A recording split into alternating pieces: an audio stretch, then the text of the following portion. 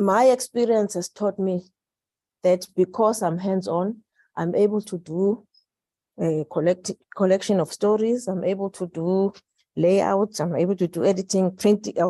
Only printing is done remotely, and then distribution. So the work for me is not that difficult. And I always tell people that coming from a magazine, this for me is a piece of cake, because I can do layout for a newspaper in one day. It's not that difficult for me to do. And this is how it's been all along. Presently, Intutugo is running monthly, the Umbumbulu one, the first one. Newcastle is running quarterly. Since COVID, it hasn't been easy for us to publish on a monthly basis. So you find that the last edition we did for Newcastle, I think, was towards the end of last year, and Dundee also around that time. But that's how it is. But the main publication, which I think is sustaining us at the moment, is the first one, Umbumbulu. I combined this slide because I wanted to just point out the successes that we've attained through being in this sector. You know, we always complain, not complain, but we always moan and say, you know, the sector is difficult. We don't have this, we don't have that. But I think we forget that we have achieved in the process. So these are the achievements which I think I would not have attained had I not been in the sector. The working visit to Israel was an experience for us. We interacted with about maybe 30 people from various sectors, you know, business people. I think I was the only one in the media at that time, but I interacted with those, and we visited the whole of Israel. And that was quite an eye-opener for me, because it showed me that there is a world outside the world that I know in my country. And then the cherry on top was 2009, when I was awarded the Dwight Eisenhower Fellowship for the South African chapter. And it allowed me to visit the US for 2 months. And I got to visit all those publications there and a lot more. I think we went to about 8 states in the 2 months. So that also was the top, one of the best times for my personal life. And I think there I must mention the Hearst building where the O magazine is. I couldn't stop smiling when I went up the escalators there, thinking, really, am I really going to Oprah's office? But I got to meet with Gail because Oprah had just gone out that day. So these are all experiences that one has been through. Oh, and they continue. And I was nominated to be on the board of the AIP. I think I started on the board in 2005, 2007. And 2006, yeah, the following year, they then wanted people in all the provinces, and I joined the AIP board. But at that time, it was just, everything was still difficult. We didn't know what we were doing. But at the end of the day, we were representing our colleagues in the respective provinces. And I'm going to skip, and then I'm going to link currently where I'm saying I'm serving as chairperson at the AIP for the second term. In 2007, I was just an ordinary board member. I can't recall the year when I then became chairperson of the AIP. And my term expired after some time, I think around 2014, after you. So after Mahmoud, I ran my term, and then I finished. And then AIP went through challenges. One of the main challenges which the organization encountered was when the chairperson at that time passed away through COVID. And there was a vacuum. There was no one who was running the organization.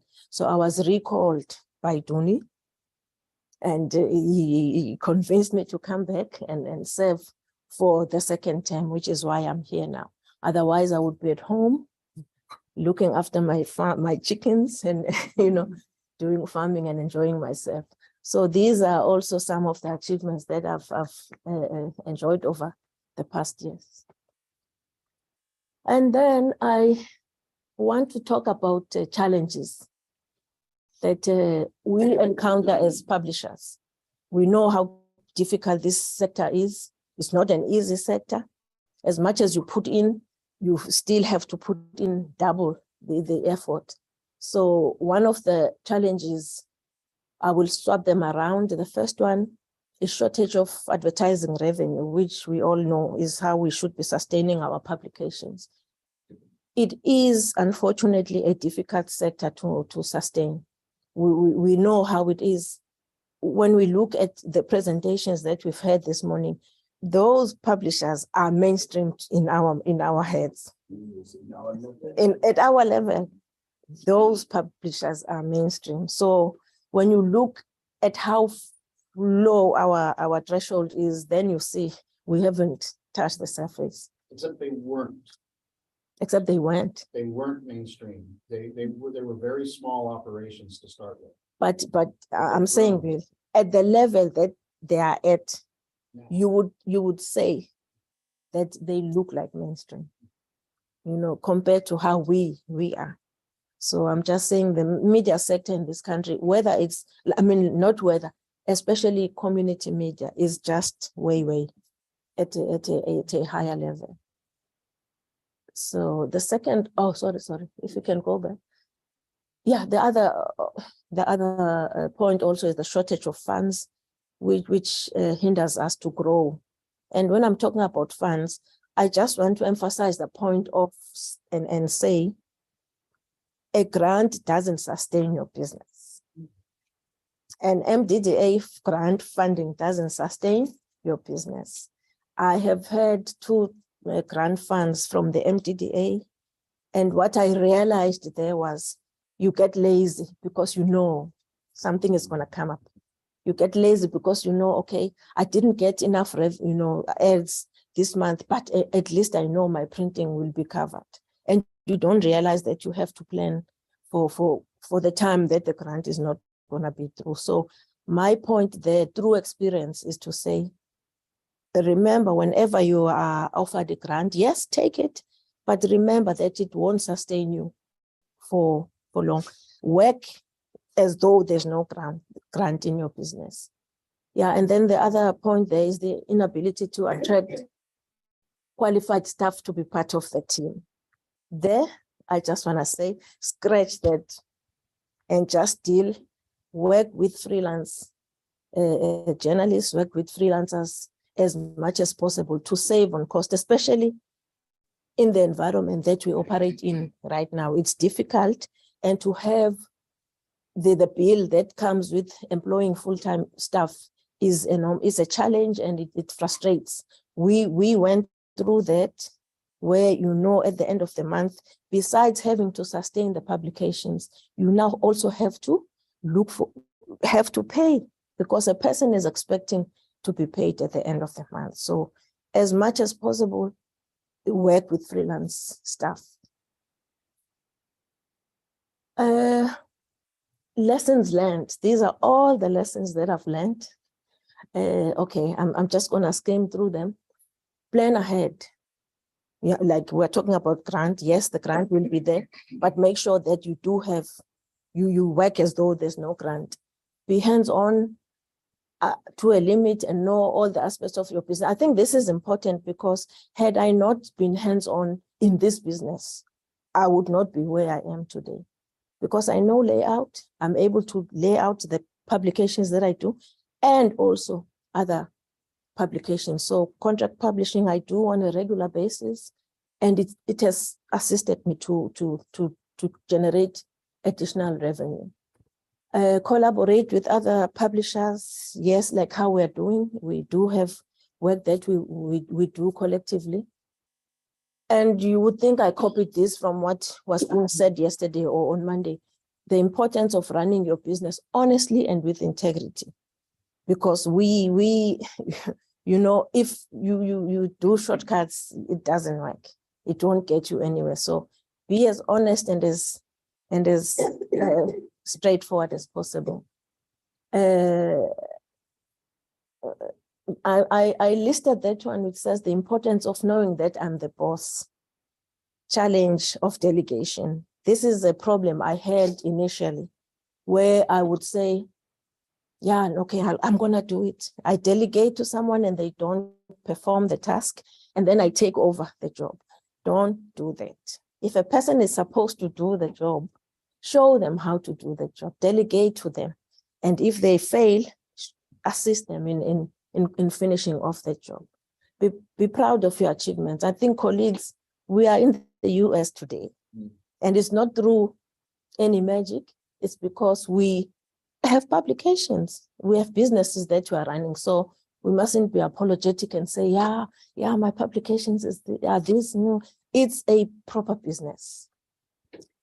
I'm going to skip that one, and then the one which says it gets easier as time goes on. No, it doesn't, you know. It doesn't. I put really there because really it doesn't get any easier. And I think we are here on a fact-finding mission to just find that formula which is going to assist us to make things easier for us and easier as a sector. We asked about the printing press. Mahmoud shared his opinions after the presentations and the questions that we had, Aneta. So you look at all those opinions, and then we go back home and we thresh them out, and we find a lasting solution for the sector, because we are a huge sector. We mustn't forget that. And then the last one was, after 10 years, I never envisioned myself being penniless. I thought by now I would be, I would be set, but it's not the case. I'm still working as hard as I can, but I know the publications will eventually get to where I wish them to go. So the question after that is, how do I sustain myself and the business that I'm doing going forward? Sustainability plan. We must change the mindset. I've already spoken about this.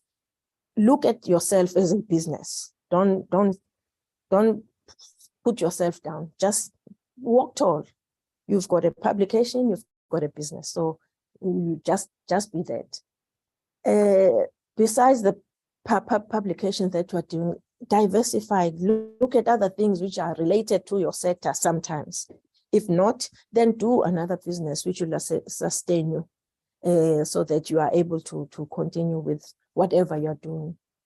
Build a business relationship with private sector, resale sector, and retail sector, and all of that.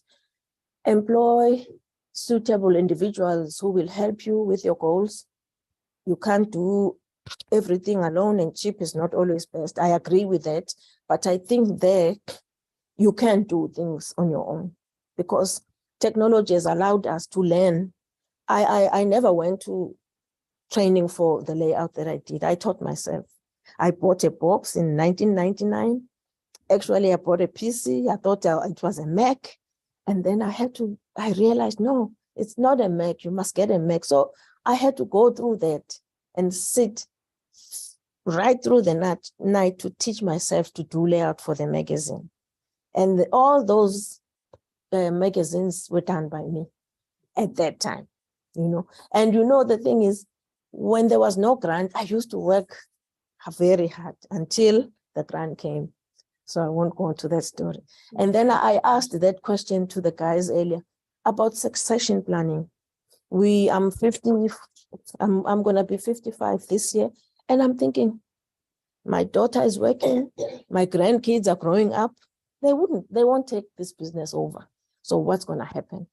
It's either I sell these businesses now and look at doing something else. And I've already started informing some of my colleagues that I'm selling the Durban paper for my own reasons. So I think it's that type of planning which we need to start doing now. I congratulate you, Chris, on your son is small, but just remember that the kids that you are raising today are not like us. The passion is not there. They have their own ways. They want to do their own thing. So be very careful, but we must plan how we move on from here. Okay, this is a declaration. The presentation I just did, I did in 2010. But as you can see, it still applies today. I just changed the photos and I changed a couple of things, which means I haven't reached my goal yet. But I think whatever I said then, it still applies today and it's still going to apply in future until we get to a solution which will assist us all. So thank you. Okay. Okay, we have time for a few questions. How much time? 5 minutes. Oh, okay. It's just a comment. Thank you, Cecilia, for the Yes. second Sure. Just a few questions. Not even questions. If I'm interested to buy you out, one is saying it's up for 7. What would you I will answer you. It's not a, I don't need to buy it. yeah, you know how before making a decision to sell, I had to ask a colleague or a couple of colleagues who have sold a publication like mine. It's also in a rural area. Yes, it's in an affluent area, but you know, she was also in the community media space.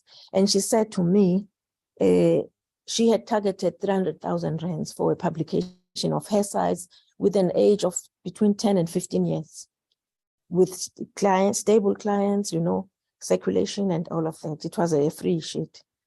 But because they were just wanting to get rid of it because of family issues, she sold it for 150,000 rands. And I think there's no value to a publication. There's no value. The thing which I always emphasize is whoever will take over the publication must make sure that it continues. Because it's one thing to sell a publication and then the next thing you hear it's closed, you know. So whoever is committed, whoever is wanting to purchase that type of business must just be somebody who is, you know, who knows what they will be doing. So yeah, 150. But for you, 200,000. Because I can see you've got money.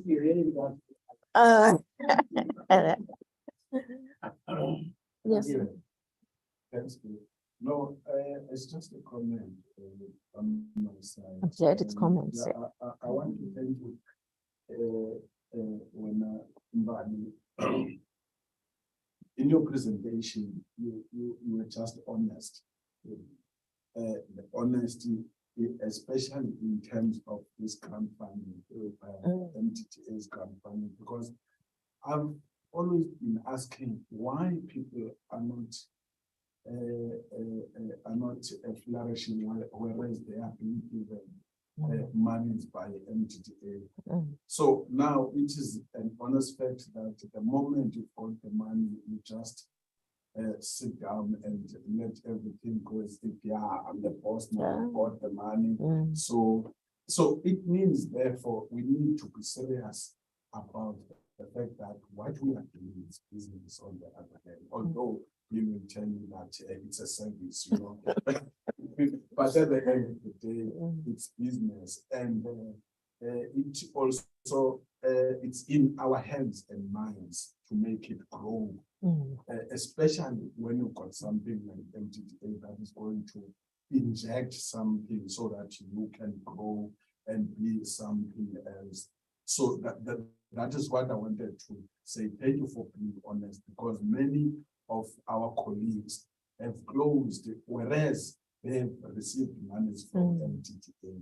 Thank you very much. Yeah, and the thing there is that we are not honest to each other. Like, I would not tell you that, yeah, I got grant and then now my business is not working because of which reasons, you know. So yeah, it's very important. And it's important to share ideas about these grants, because they are destroying us. Not to say you mustn't apply for a grant, but somehow there must be a system. I don't know what it is that the MTTA needs to do. Maybe change the way they are granting us, but something has to be done, because all of us are failing once we get the grant. The conversation can continue, but we do need to move on. Oh, Sure, sure. Thank you. Oh, thank you.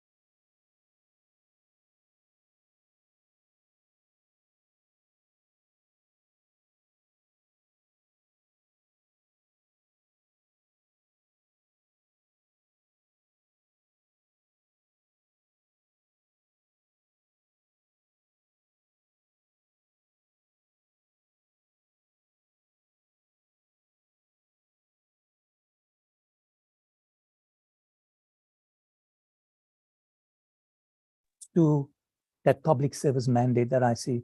Go, can you do the, so in 1960, so we are 63 years old. It's a fairly old publication. And I've got 1969 Imam Harun killed. Imam Harun was the founding editor of Muslim News. He's the only media person, editor of a newspaper in South Africa, who was arrested, detained, and killed in detention by the apartheid state.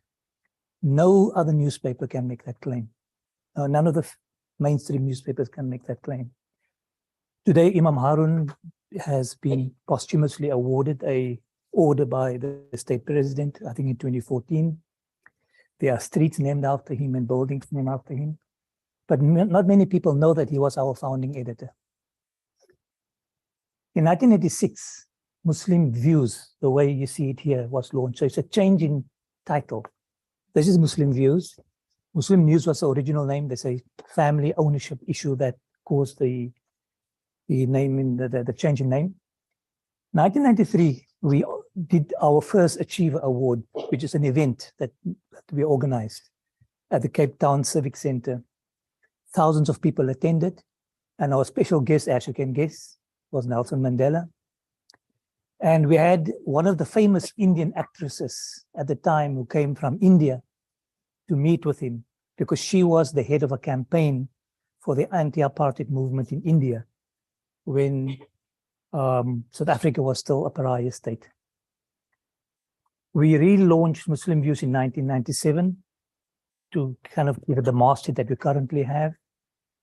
And in 2003, I was awarded a Fulbright Fellowship to come to the States for a year to do a Fulbright Fellowship in journalism at the University of Maryland. And in my absence, well, I was the editor at the time, we appointed a woman as editor. And the interesting story is that she worked for a month and then she left. I was here. I remember in Washington, I was in a hotel and I got a message that Akila is leaving. That's not the interesting part. Interesting part is as you moved up that escalator in Bali to meet Oprah, Oprah was the one who stole our editor. She offered our editor a job, and so we had to find somebody else to edit the newspaper in my absence. Yes, the O in Cape Town. So, and we were the first newspaper at that time to appoint a woman as editor in South Africa. I think Mail and Guardian makes a claim that Fieril Haffage was appointed 6 months after we appointed Akila. We had our 20th anniversary in 2006. 2007, we joined the AIP, FCJ, PCSA, that's the Press Council, and PDMSA, which is the Print and Digital Media of South Africa. This association here is now defunct. They don't exist anymore. PD, well, yeah, it's print something services. Yeah, okay. We got our ABC certification in 2010. And the last part is a bit important to reflect in that we transformed into a non-profit because we felt it's better for us to give up our shareholding as directors, earn something for the newspaper that will make it sustainable, as opposed to earning 100% of zero. Okay. This is important because there's a gentleman named John Lloyd in Cape Town. Don't know, anybody heard of him? John Lloyd? You know John Lloyd. John had always said that you need to memorize your mission statement, because you walk into an elevator, you need to be able to throw a pitch. And if you are able to articulate that to your audience or to funders or to people in the network, they realize how serious you are about your game. Next one. I want to say something about our audience and why it's important for us to be able to speak to our audience in a way that kind of characterizes us as a media organization. And I think something about Islam in South Africa is useful to reflect on. We are a very small minority, less than 2%, but over the entire, I think, 27 years now in democracy, we have significant representation in government, in business, and at social level, which enables a media organization speaking to that audience an opportunity to leverage both its audience and the advertiser and the community, the broader community, which is why we don't see ourselves as a Muslim newspaper. We see ourselves as a newspaper that comes from a Muslim community, but speaks to a much broader audience. Although we are guided by our values, we don't project a religious message. It's not a religious, we don't evangelize. What we do is we speak a message of social justice, of universal values, and of common interests as South Africans. Let's just skip through these slides because it is basically about our audience, and I think I'd rather talk much more about the other slides. Bo, you can just carry on with the next one. Yeah, okay, this one is worth talking about. Islam as a global phenomenon across cultures, nationalities, and races embraces all people. South African Muslims identify with a global community of Muslims, and they embrace a South African national identity. Again, a connection between ourselves and our audience here nationally, but not forgetting that we are part of a global community as well. It's a global community of faith. And in that is both a challenge and an opportunity. But I'll talk about that a little later. Let's skip that one. We're an independent community-owned newspaper that is free from undue influence from government, business, or religious institutions. I think the religious institutions part is very important because we have organizations within our own community that feel they need to pressurize us to speak their narrative, to convey their narrative. But we religiously guard our independence, because very often we find that people threaten us to withdraw advertising, and they have done so. We've done reporting on, let's say, the Hajj industry, which is a billion-dollar, multi-billion-dollar industry, globally speaking. And South Africa contributes to that budget. And we find that there are operators who do travel, religious travel, Hajj, who advertise with us. But the moment you publish a story that does not go into their favor, that exposes the corruption, then they withdraw the advertising. We've been a victim of that, and we still report on those issues. Although our target audience is primarily Muslim, we respect all faith denominations and we reflect shared values in our content. Skip that one. I think I've spoken to that already. We strive for relevance and diversity in content by addressing broad social and political issues affecting all people locally and globally. And I think I want to just reflect on for a moment on the local and global part of the audience that we have in respect of what Dole pointed out on Monday as the sweet spot. And it's a larger vision that we have in the future, but I see that we need to prioritize our local audience first. In other words, a local community. It's very ambitious to speak to a global audience, and it is possible, but I think it would be foolhardy to try to do both at the same time or to prioritize the global audience in any way. We need to do the local audience first, do that successfully, and once you have a template and a model that works, then we can look at expanding it beyond that point, perhaps with another title or a different platform other than the print one. I think we skipped that because I spoke to that as well. What informs our editorial content, our business strategy, and our audience profile? There are many things that do that, but I think the one important aspect of it is something that it's a word that we all are familiar with. It's called halal. And the halal brand is peculiar to the Muslim faith, but it's also an important global industry. There's a report that comes out annually. It's called the State of the Global Islamic Economy Report. If you go to the next slide, Bo, the value of halal and the food beverage market is $1.17 trillion per annum. That's global. And South Africa has a reasonable share of that. Next one. The halal food and non-food industry is worth $2.1 trillion. Next one. In South Africa, the certification industry is worth 25 million rand, which is the part of the industry that when you go and you to a shop and you see a halal stamp there, that industry alone issuing certificates is about 25 million rand. Next one. The 25 million rand is a measure of Africa's 4 halal certifiers' income and not the gross trade value. Next. That trade value is about 220 billion rand. And that's just the foods industry on halal in South Africa.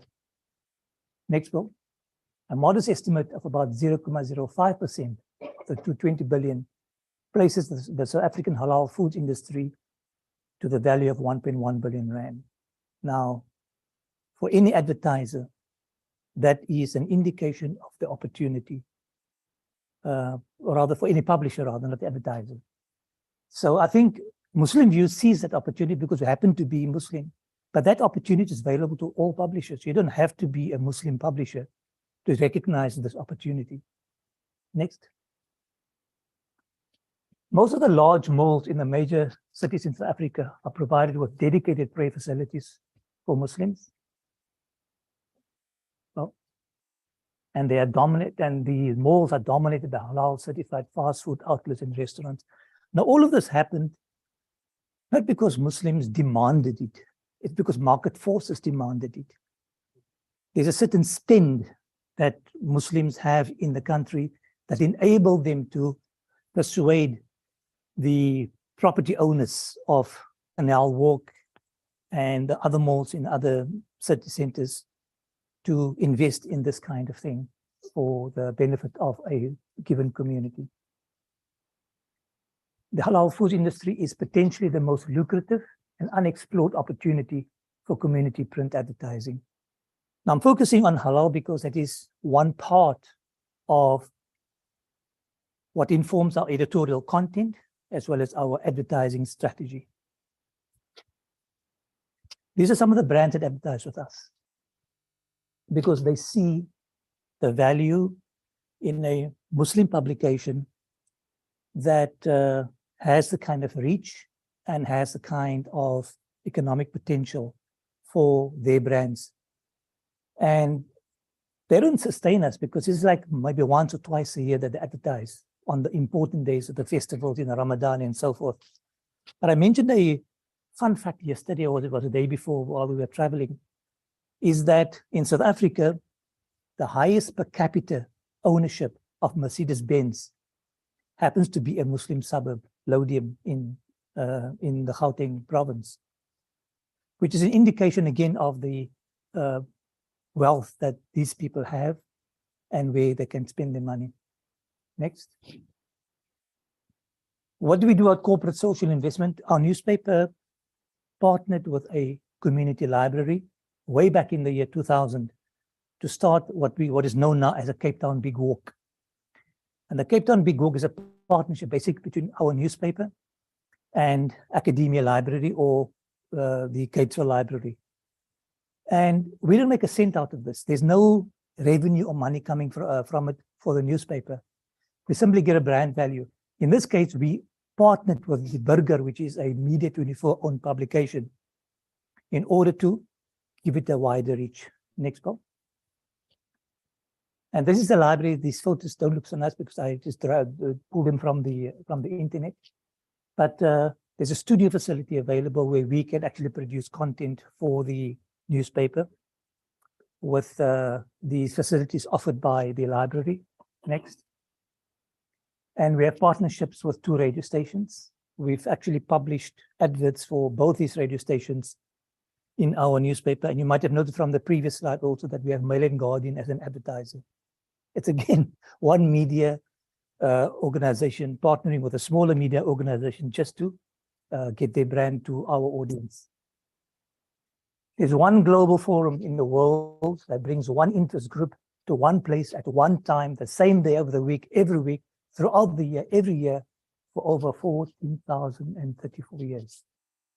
No exception. And that's a very peculiar part of what this global faith community does. It's the congregational prayer. Next one. On a Friday, every Friday. Next. There's just a picture of a mosque, I think somewhere in India. But it's an indication this happens along a single longitudinal line. If you want to skip to the next slide, though. Any longitudinal line, let's take this one here where Cape Town is, on a Friday at 12 noon. Throughout the globe, on this longitudinal line, people are at prayer. They physically go to a building, a mosque, and they're at prayer. And that's a physical movement of an audience to one place. That's what you call attention. That's what Facebook does, and every other social media platform does. They seek your attention. Now here we have the physical presence of over 1 billion people on one 24-hour cycle doing the same thing, whose attention you potentially have. And there's an opportunity that I think we still need to configure on how to capture that audience for the purposes of a media organization. God has the attention. How do we get that attention? How do we share that attention? That's an ethical question and not just a financial one or a commercial one. Next. So our distribution model for a print newspaper is quite unique because you're talking about an audience that is faith-based. So the Friday prayer platform is quite unique, and the global and local template ideal for reliability, regularity, and predictability. That's also unique. These are an original 5 bullet points. I couldn't finish my thing because I don't have an internet connection. But we tried a number of things over the years that didn't work. This is one. In 2018, I launched a travel company. Not 2018, actually 2019. I launched a travel company as a means of reaching to an audience that, how much time do I have left for? You have a minute. Okay. In order to sustain the print publication, because we believe that print is actually our future. But 2020 came and then the world stopped. So we're going to revisit that one. A special supplement, I've got something here that we did. Quite interestingly, one of the other panel members today said that Israel is 75 years old and they're celebrating all across the world. The Palestinians are commemorating and not celebrating what we call the Nakba. This is an infographic we produced as a special edition, along with a Palestinian that wrote the front page piece, and it was an insert in our last edition. So that's a kind of supplement we want to produce regularly.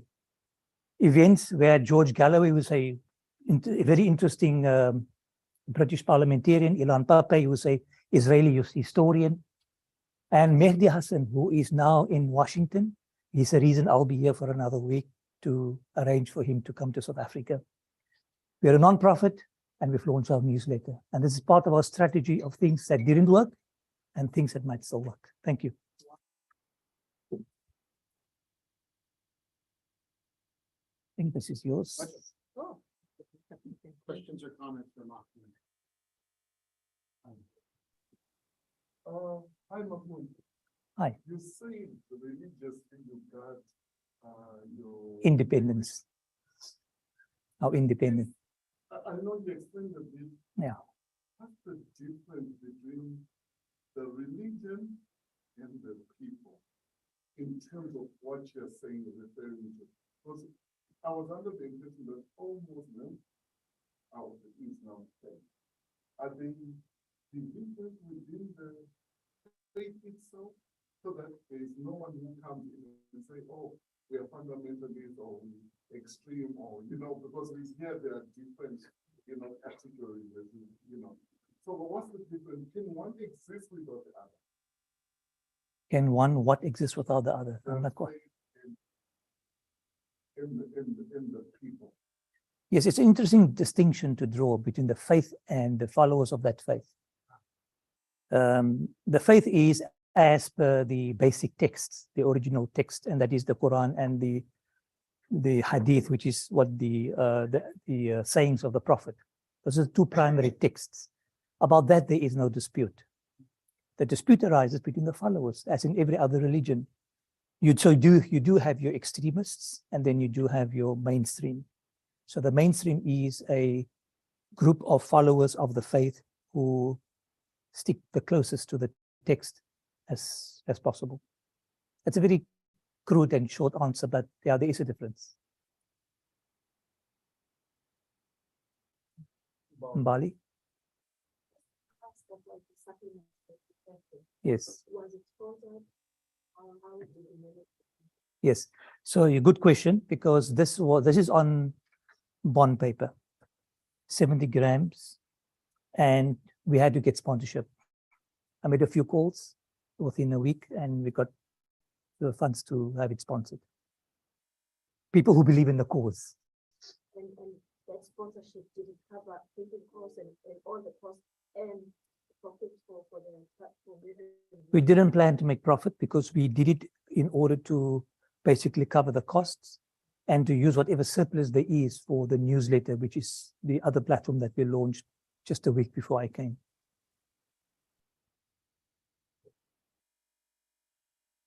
Any questions, comments from Mahmoud? The change to non-profits. What do you think that's? Yeah, that's a very important question. And thank you for that question. I mentioned that it's better for us to have a small slice of a growing media platform as opposed to 100% of something that shows no potential for growth. So the potential for growth here is that we can now reach out to our audience and say, we are a nonprofit. We strive for independent journalism. We strive for the public interest, and we strive for ethical media practices. And we want you to support us. We cannot legitimately go to our audience and ask for that money. And I think our panel this morning and the previous speakers have indicated, you speak to your audience, you are honest with them, you tell them what you want to do, and you use what we call shared values. Their interests, speak to those interests, and tell them, we want to platform you in our publication, so we need you to support it.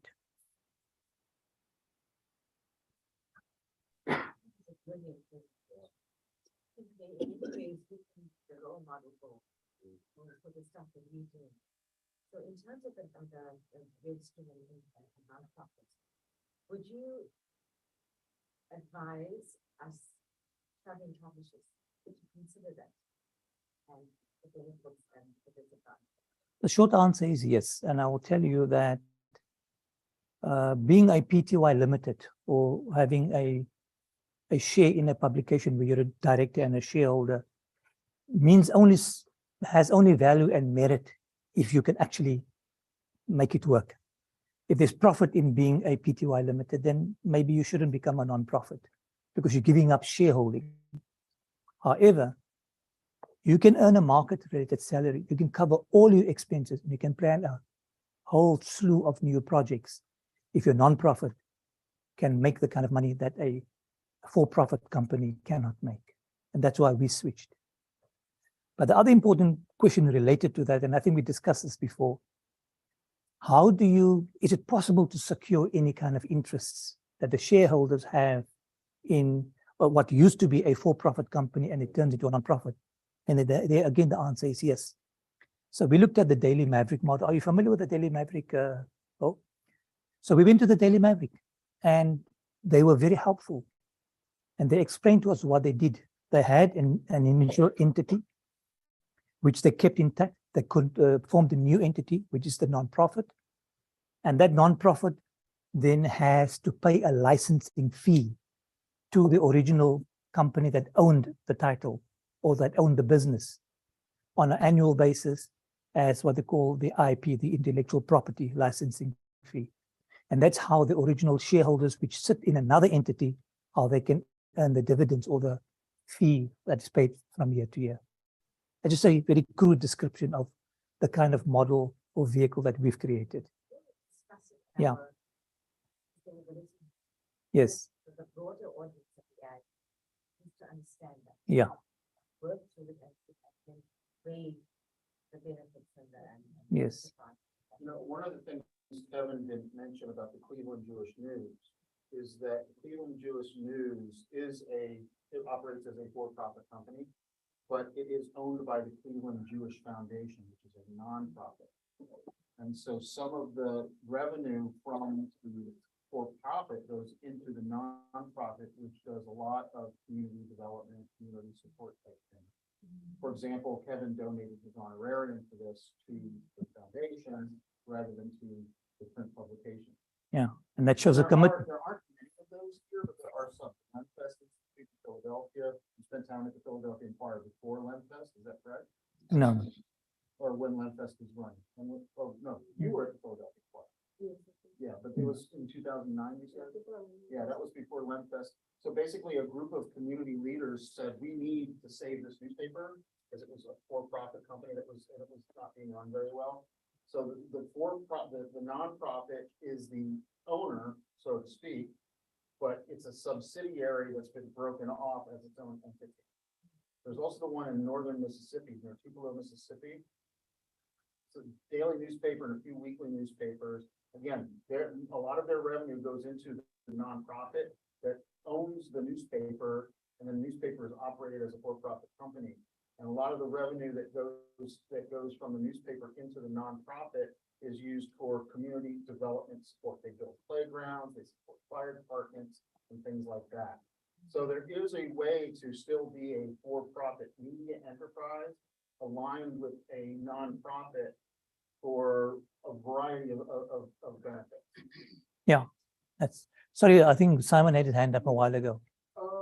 Mahmoud, please, because the South African interchangeability is tricky, please explain between a non-profit company and a non-profit organization. There are two parallels in South Africa.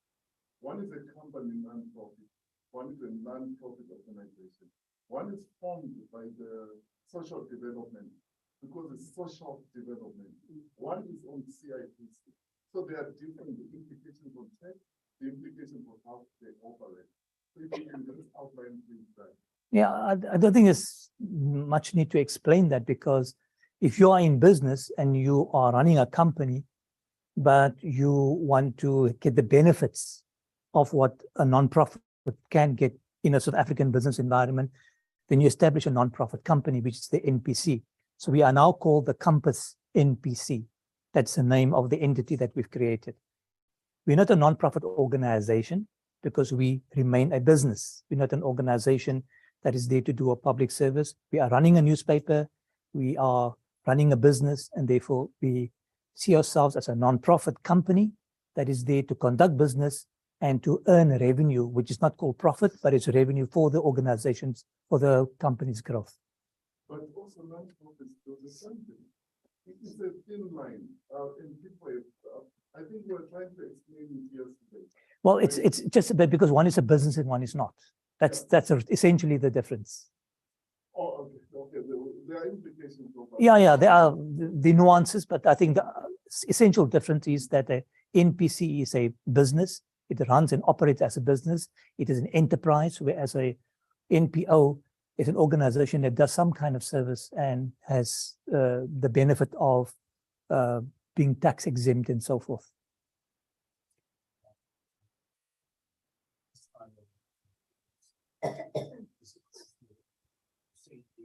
An existing platform,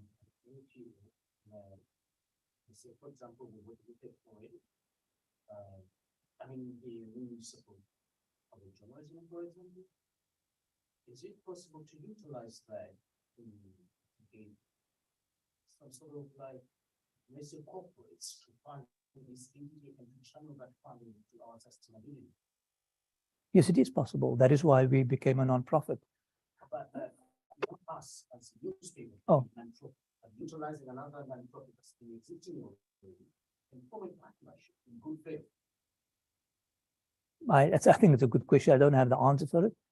But if you as a business person who runs a newspaper see the merit and benefit in partnering with the other non-profit organization, I don't see why not. In spite of us calling ourselves. Mm. And I remember you mentioned about John Lloyd the other day.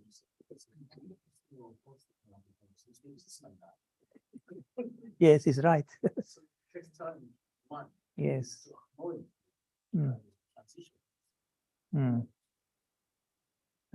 There's just I mean, on the non-profit, the big difference is non-profits have to have transparent spreadsheet. That's right. So all money is going in and out. Obviously are open for public use. If you're a for-profit, you can retain that the confidentiality. However, you do pay different tax. So the bottom line is, when you go to a non-profit, you have to be aware that your books can be scrutinized by the people involved with the non-profit. That's right. That's what you do. So it really helps the work. So let's say, but you want to tap into the corporate around you, and you see there's a lot of mistrust. These people say it's a black newspaper and all that. So if you want to use these corporate, the NPO that already exists, that you can trust all these years, to channel corporate funding from the sponsoring, let's say, public interest journalism. To support that. With the proviso that it's transparent. So it has to, the money going in and out has to be available to. That's right. Mm. The difference is if I have a company, Mahmoud, and we have an arrangement and we get an investment, that's no business. This is a market. No one can arrive and say, I want to see it. But if you're taking non-profit funding in terms of our law, you have to order that money going in, how much you're paying yourself, what the executive, everything. It has to be confidential. Just a quick one. Which tax version do you use within NPC? Is it the 10A or 18A? 18A, we're applying for 18A. That's where the Yeah. That's right. An NPC can be a public benefit company. Yes. Which you are applying for. That's why I was saying South African law doesn't explain that to people, and they abuse people. It's because they abuse, that's why I don't explain it. I'll give you a little story about that one. So the Section 18A certificate is issued to any donor who wants to get a rebate from SARS. SARS pays you some of your money back if you're giving it as a donation. So we are now in a process. We've already have our MOI, our Memorandum of Incorporation, and all the documentation that we submitted to SARS. So we are registered as a nonprofit with CIPC. But in addition to that registration and our status as a nonprofit, we have applied to SARS for public benefit organization status. And that will entitle us to issue Section 18A certification to any donor who wants to go back to SARS, says, I want some of my money back, which is a benefit, and that's an incentive for people to support us because they're going to get some of that money back. The problem with that is as Simon said, it's abuse. Now, I'll mention a particular type of abuse that is peculiar to the Muslim community. One of the 5 pillars of Islam is called zakah. And zakah is the compulsory tax, charity tax, that a Muslim has to pay on his wealth. So that you've got a certain amount of wealth, you include your gold, your investment, all those things that you don't live off to pay for your daily expenses. So at the end of the year, during a financial year, you're required to calculate 2.5% of your excess wealth and give that in charity. Now, Muslims do that because it's an obligation, it's a pillar of our faith. And you're not allowed to get anything back. In other words, you give it without any expectation of a reward in this world. Your reward is with God, and He'll reward you on the day of judgment. However, people who pay zakah, they give it to organizations with the expectation of a Section 18A certificate, which means they can go back to SARS and give them their money back. Now, that's perfectly legal, but it's also perfectly unethical, because as a religious donation, you're not obliged, you're required not to ask for anything back. That's just one type of abuse that I think is peculiar to our community, but there's other kinds of abuse that I think you're aware of, Simon. Okay, I think that is it then. I wanna make one comment though. One of the D's in MDDA is diversity. And I think as we are sitting here, we are all very diverse. I'm proud and I'm honored to be among people and publishers who represent all our broad spectrum of community in South Africa.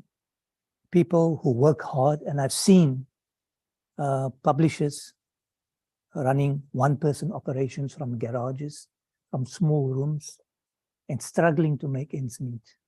And I've learned from them. And I've learned from bigger publishers too. But I think the great value and merit of being an AIP member is to be among you. Thank you very much.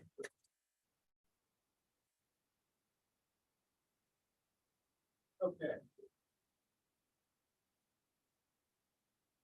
Expectations for staff.